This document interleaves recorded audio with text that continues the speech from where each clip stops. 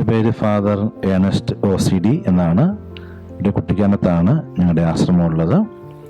ഞങ്ങളുടെ ആശ്രമത്തിന് അടുത്തുള്ള ഇടവ ദേവാലയത്തിന് കീഴിലുള്ളൊരു തീർത്ഥാടന കേന്ദ്രമാണ് കുരിശിൻ്റെ തീർത്ഥാടന കേന്ദ്രം. എല്ലാ വെള്ളിയാഴ്ചകളിലും രാവിലെ വൈകുന്നേരവും ഇവിടെ നിരവധി ആളുകൾ വന്നു പോകുന്നുണ്ട്. ഒത്തിരി ആളുകൾക്ക് ഒത്തിരിയേറെ കാര്യങ്ങളൊക്കെ സാധിച്ചു കിട്ടുന്ന ഒരിടമാണ്. നാനാജാതി മതസ്ഥരായ ഒത്തിരിയേറെ വ്യക്തികൾ ഇവിടെ വരുന്നുണ്ട്. എല്ലാ ദിവസവും ആദ്യ വെള്ളിയാഴ്ചകളിലാണ് ആയിരങ്ങൾ ഇവിടെ വന്ന് പോകുന്നുണ്ട്. വളരെ വലിയ ശുശ്രൂഷ ആദ്യ വെള്ളിയാഴ്ചകൾ നടക്കുന്നത്. എല്ലാ വർഷവും ഇവിടെ കുരിശിൻ്റെ നടയിൽ തപസ് കാലത്ത് ബൈബിൾ കൺവെൻഷൻ നടത്താറുണ്ട് 5 ദിവസം. ഈ വർഷവും 2026 ഫെബ്രുവരി 25 മുതൽ മാർച്ച് 1 വരെയാണ് വിജയപുരം രൂപതയുടെ മുൻസിഫായ സെബാസ്റ്റ്യൻ ബോത്തിങ്കൽ അച്ഛനാണ് ധ്യാനം നയിക്കുന്നത്. വിജയപുരം രൂപതയിൽപ്പെട്ട സെൻറ് ജോസഫ് റോമൻ കത്തോലിക്ക ദേവാലയത്തിന് മുൻപിലാണ് നാം ഇപ്പോൾ. ഇവിടുത്തെ പുരാണ കുരിശിൻ്റെ ചരിത്രമൊന്ന് പരിശോധിക്കാം. 19-ാം നൂറ്റാണ്ടിൽ എസ്റ്റേറ്റിൻ്റെ നിർമ്മാണ പ്രവർത്തനങ്ങൾക്കായി കൊച്ചിയിൽ നിന്ന് വന്ന കത്തോലിക്കരായ മേസ്തിരിമാർ ആനപ്പാലത്തിനടുത്താണ് താമസിച്ചിരുന്നത്. സാംക്രമിക രോഗങ്ങളും പൈശാചിക ബന്ധനങ്ങളും അവരുടെ ജീവിതം ദുരിതപൂർണമാക്കി.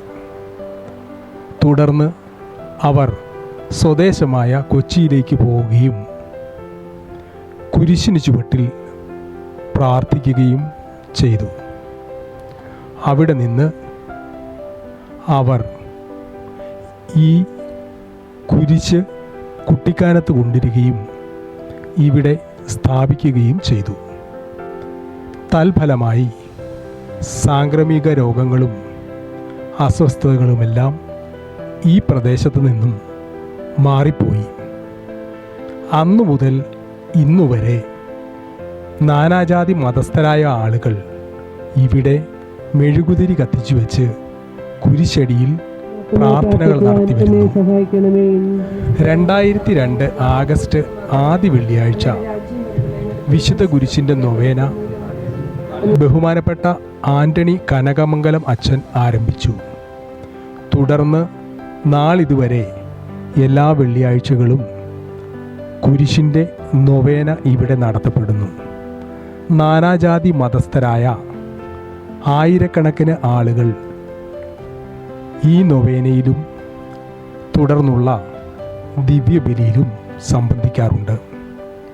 അനുഗ്രഹിക്കപ്പെട്ടവളാകുന്നു. അങ്ങയുടെ ഉദരത്തിൻ ഫലമായി ഈശോ അനുഗ്രഹിക്കപ്പെട്ടവനാകുന്നു. പരിശുദ്ധ മറിയമേ, തമ്പുരാന്റെ അമ്മേ, പാപികളായ ഞങ്ങൾക്ക് വേണ്ടി ഇപ്പോഴും ഞങ്ങളുടെ മരണസമയത്തും തമ്പുരാന്റെ അപേക്ഷയുള്ളണമേ. എല്ലാ വെള്ളിയാഴ്ചകളും രാവിലെ 11 മണിക്കും വൈകുന്നേരം 5:30ക്കും ഇവിടെ നൊവേനയും തിരുക്കർമ്മങ്ങളും നടത്തപ്പെടുന്നു. എല്ലാ ആദ്യ വെള്ളിയാഴ്ചകളും പള്ളിയോട് ചേർന്നുള്ള ഈ ആലയത്തിൽ വിശുദ്ധ കുർബാനയും മറ്റ് തിരുക്കർമ്മങ്ങളും നടത്തപ്പെടുന്നു.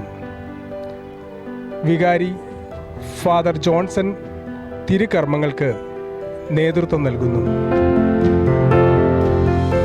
യേശുവേ നന്ദി, യേശുവേ സ്തോത്രം. എൻ്റെ പേര് വിക്രമൻ, ഏലപ്പാറയിൽ നിന്ന് വരുന്നു. ഞാനിവിടെ വരാൻ കാരണം എൻ്റെ മകളുടെ കല്യാണത്തിന് എൻ്റെ കയ്യിൽ ഒരു നിവൃത്തിയില്ലായിരുന്നു. ഞാനിവിടെ മനസ്സിൽ ധ്യാനിച്ച് പ്രാർത്ഥിച്ചുകൊണ്ട് ഞാൻ വീട്ടിൽ ചെന്ന് കയറുമ്പോൾ പലരും എന്നെ സഹായിക്കാൻ ഒരുങ്ങി. അത് ഇവിടുത്തെ ഒരു അനുഗ്രഹമായിട്ടാണ് ഞാൻ കാണുന്നത്. അതിനുശേഷം ഞാൻ ഈ പള്ളിയിൽ നിത്യവും വരികയും എന്നാൽ കഴിയുന്നതെല്ലാം ഞാൻ ചെയ്യുകയും വീട്ടിലും ഇവിടുത്തെ ഫോട്ടോ വെച്ച് ഞാൻ മെഴുതിരി കത്തിക്കുന്നുണ്ട്. അത് കഴിഞ്ഞ് എനിക്ക് 2 പ്രാവശ്യം അറ്റാക്ക് വന്നതാണ്. എൻ്റെ കാലിന് കുഴപ്പമായി. മെഡിക്കൽ കോളേജിൽ പോയപ്പോൾ മുറിക്കണമെന്ന് പറഞ്ഞു മുട്ടിന് താഴെ. ഞാൻ ദൈവത്തിനോട് പ്രാർത്ഥിച്ചു. ഇവിടെ വരികയും ഇവിടെ വന്ന് ഞാൻ പ്രാർത്ഥിക്കുകയും ചെയ്തു. എൻ്റെ കാലിനിപ്പോൾ ഒരു കുഴപ്പവുമില്ല. ഹാർട്ടിൻ്റെ ഗുളിക കഴിക്കുന്നുണ്ട്. എങ്കിലും എനിക്ക് യാതൊരു കുഴപ്പമില്ല. ഇവിടുത്തെ ഒരു സഹായം മാത്രമാണ് ഇന്ന് എനിക്ക് അനുഗ്രഹമായിട്ടുള്ളത്. പക്ഷേ എനിക്കിവിടെ അല്ലാതെ എനിക്ക് വേറൊരു സ്ഥലമില്ല. എൻ്റെ കർത്താവ് എന്നെ കൈവിടില്ല എന്ന് എനിക്ക് നല്ല ബോധ്യമുണ്ട്. കിടക്കാടമില്ല. ഞാൻ വാടക വീട്ടിലാണ് താമസിക്കുന്നത്. എൻ്റെ ഭാര്യയ്ക്കും അറ്റാക്ക് വന്നതാണ്. ഞങ്ങൾ ഇവിടുത്തെ അനുഗ്രഹം കൊണ്ട് ഞങ്ങൾ കഴിയുന്നു. എല്ലാ വെള്ളിയാഴ്ചകളിലും മിക്ക വെള്ളിയാഴ്ചകളിലും ഞാനിവിടെ വരികയും ഞാൻ പ്രാർത്ഥിക്കുകയും ചെയ്യുന്നു.